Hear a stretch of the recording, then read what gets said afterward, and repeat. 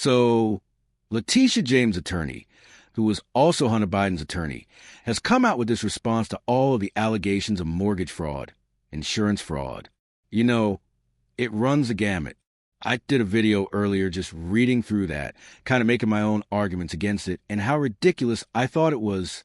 But now we're going to look at actual legal responses that will absolutely destroy what this lawyer was attempting to do by scapegoating Letitia James as some victim of the Trump administration.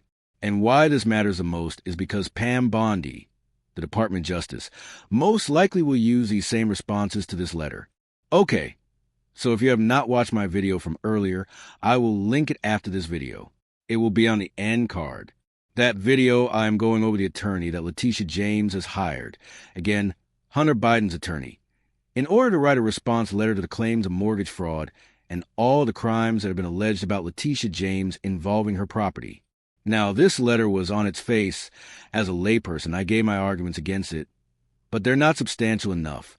You know, because I'm not a lawyer. Most of you are not lawyers. We need more information.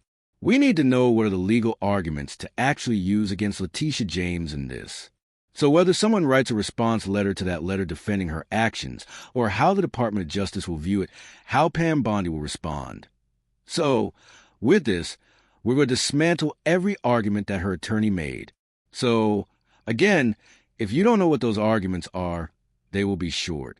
I have them in here, but they're shortened. But if you want the full breadth of this ridiculous letter from this attorney that she's now hired, she's lawyered up, then you're going to have to watch that video. So, let's jump right into it.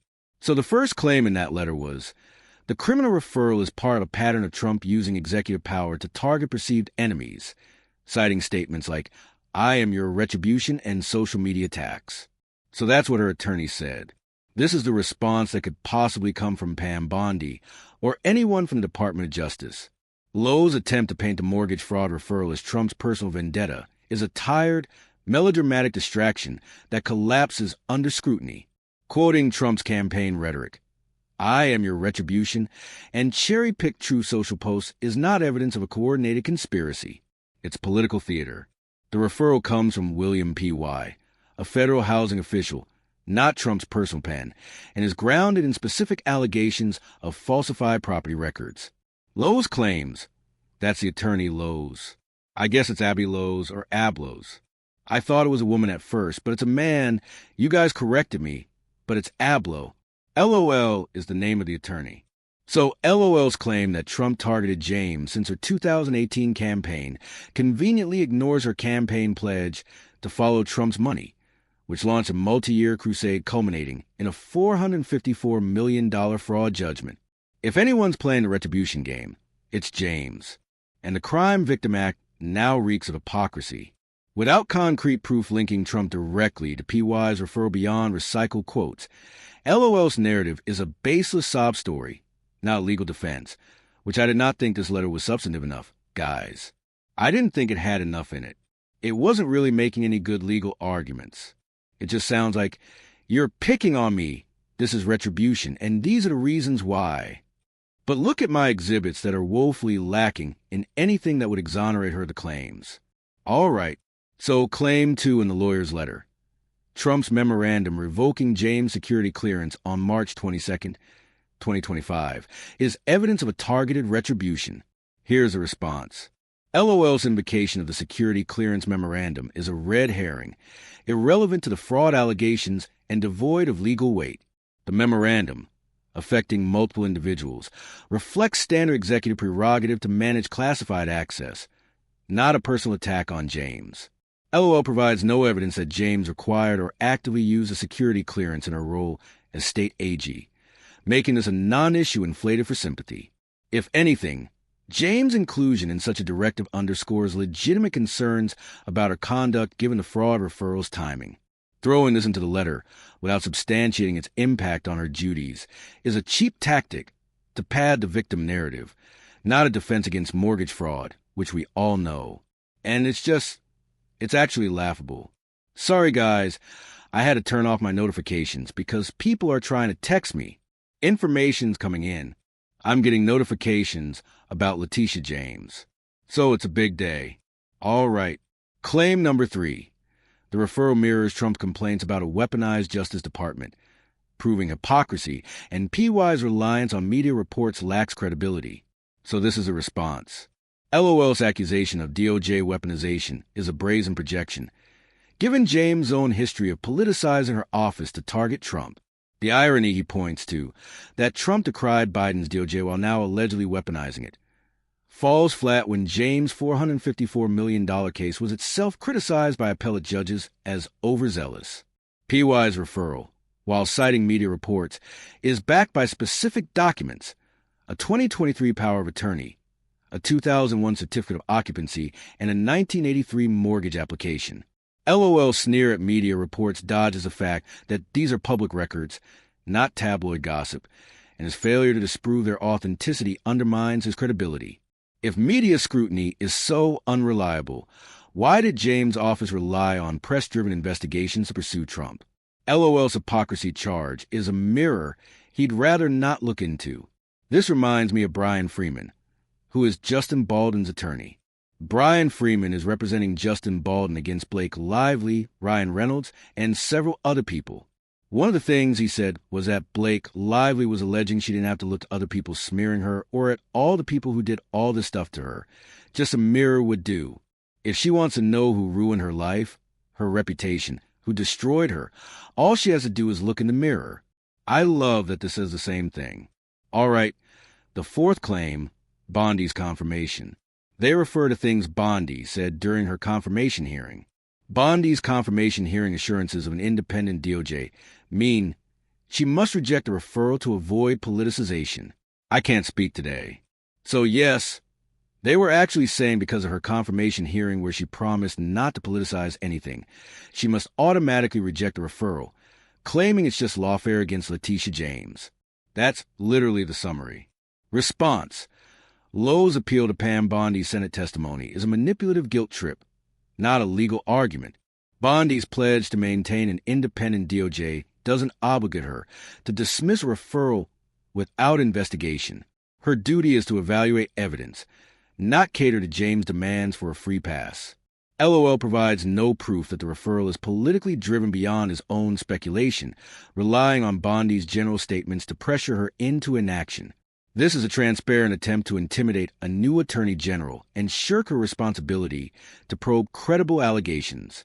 If LOL truly believed in DOJ independence, he'd welcome a thorough review of the evidence, not beg for preemptive closure. His plea reeks of desperation, not confidence. That's a good point, guys. If she truly did nothing wrong, she should welcome this investigation to clear her name, right? If this is just lawfare and politicization, why is she trying to shut down any further investigation? Why would she not want the DOJ to look deeper? She should be welcoming this opportunity. Claim 5, that the Norfolk, Virginia property allegation of 2023 is baseless. This is what Letitia James actually said. She's going on, saying it's all baseless. She even did a podcast, which I'm going to review and rebut, where she claims it's baseless. She blames being a woman.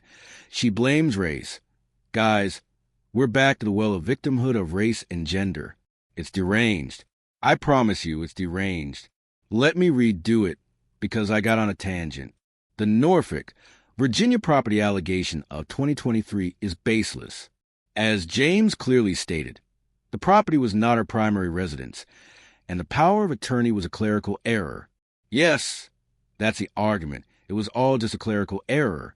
We didn't mean it. Response. LOL's defense of the Norfolk allegation is a flimsy house of cards propped up by selective evidence and excuses. He cites an August 3rd, 2023 email Exhibit A, where James states the property is her niece's residence. But this single communication doesn't erase the power of attorney's explicit claim that it was her principal residence. His dismissal of this as a clerical error is laughably inadequate. Mortgage documents are legal instruments, and misrepresentations, even unintentional, can constitute fraud. The Uniform Residential Loan Application's no checkbox is a convenient afterthought, but LOL fails to provide the full loan file or explain why the error wasn't corrected immediately. If James was so clear, why did the broker need clarification? Exhibit A is a cherry-picked snapshot, not a comprehensive rebuttal. LOL's refusal to address the intent behind the misrepresentation raises more questions than answers. Exhibit A is just a screenshot of a page showing a checkbox marked No. There are no full files, just one little page, and a bunch of emails are out of order, confusing, or contain one-line responses that are supposed to cure the mortgage application issue. None of it alleviates her from facing investigation. It certainly doesn't change the current evidence. It's very cherry-picked and weird. Again, guys, you have to go watch that original video. Claim 6. The Brooklyn, New York property allegation in 2001 is invalid because the property has always functioned as a 4-unit residence, supported by NYC records and a 2011 application. This involves her Brooklyn townhouse, which is actually a 5-unit building, but she listed it as a 4-unit dwelling. Response. LOL's defense of the Brooklyn property is a masterclass in deflection, leaning on outdated records and half-truths to obscure a glaring discrepancy. The 2001 Certificate of Occupancy listing 5 units directly contradicts the loan application's 4-unit claim, a potential misrepresentation to secure favorable terms. She claimed her mom used to live there, but died. So, her mom was in 1 unit, she was in another, and other tenants occupied the others. After her mom's death, it functioned as a 4-unit dwelling. But her mom died 10 years after this mortgage application was submitted.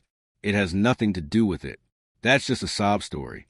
LOL's reliance on NYC Department of Finance, Exhibit B, and Housing Preservation and Development Records, Exhibit C, which classify the property as C3-4 families, is irrelevant. They reflect the current tax status, not the property state in 2001, when the loan was secured.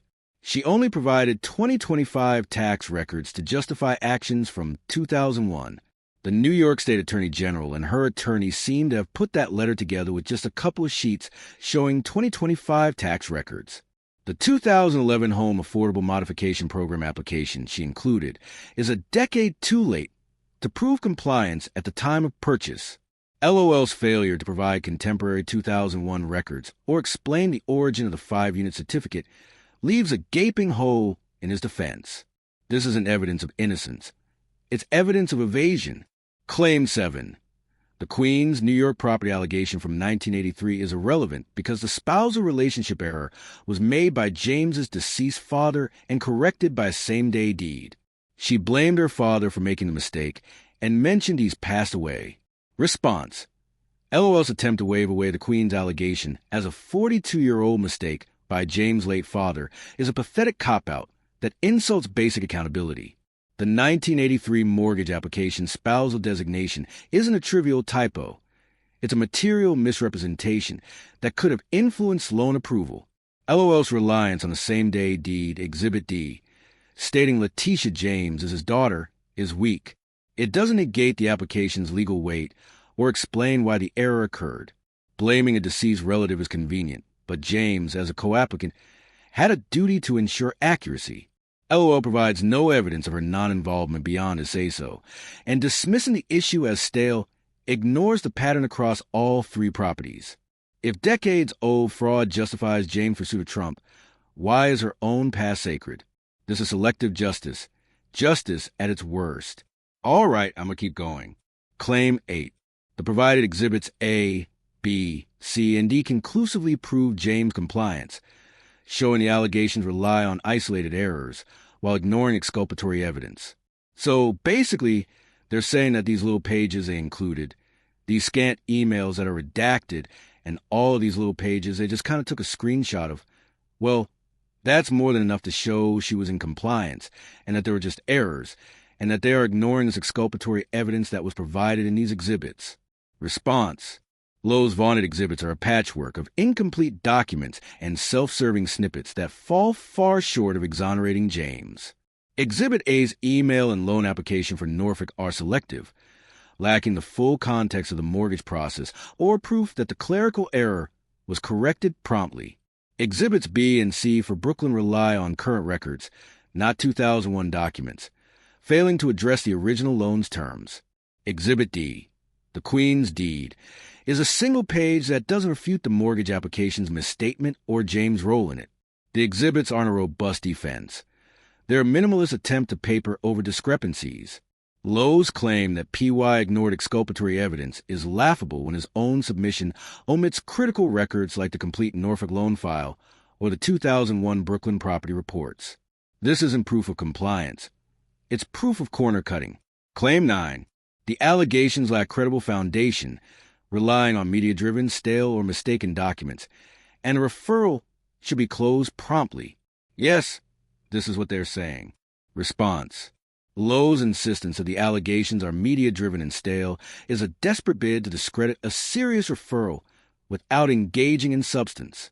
The Norfolk allegation is from 2023, hardly ancient, and the Brooklyn and Queens issue suggest a troubling pattern of misrepresentation, not isolated flubs. PY's referral cites specific documents, not just news clippings, and Lowe failed to provide comprehensive counter-evidence, like full loan files or contemporaneous Brooklyn records, which weakens his case. His demand for immediate closure is arrogant, bypassing due process, and assuming James is above scrutiny. No one is above the law. Neither is she. If the allegations are so baseless, why not welcome a DOJ investigation to clear her name? Lowe's rush to shut it down screams fear, not innocence, and his evidence-starved defense only fuels suspicion. Claim 10. The referral is a politically driven attempt to discredit James and an extension of Trump's vendetta, and Bondi must reject it to uphold her impartiality. Guys, are you getting this? These are the things they are saying and demanding.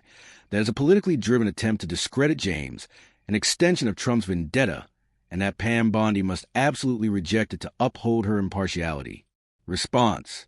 Lowe's portrayal of the referral as a Trump-orchestrated hit job is a conspiratorial fantasy with zero proof. He offers no direct evidence tying Trump to PY's actions, relying instead on recycled campaign quotes and a security clearance memo that are relevant to fraud. The referral specificity, 3 properties, 3 misrepresentations, demands investigation, not dismissal as a vendetta. Lowe's appeal to Bondi's impartiality is a manipulative tactic, implying she'd be complicit in politicization by merely doing her job. James' own politicized record targeting Trump since 2018. In case you didn't know, from 2018, leading 9 2025 lawsuits, actually 12 lawsuits, which I'm going to go over in another video, against Trump and his administration, makes her the pot calling the kettle black. Without ironclad evidence of her innocence, Lowe's claim of political persecution is just noise, not a defense. Critique of lack of substantial evidence. Lowe's letter is a masterclass in legal sleight of hand, using selective exhibits and vague assertions to mask a glaring lack of substantive evidence. The 4 exhibits A, B, C, and D are woefully inadequate. Exhibit A, Norfolk property.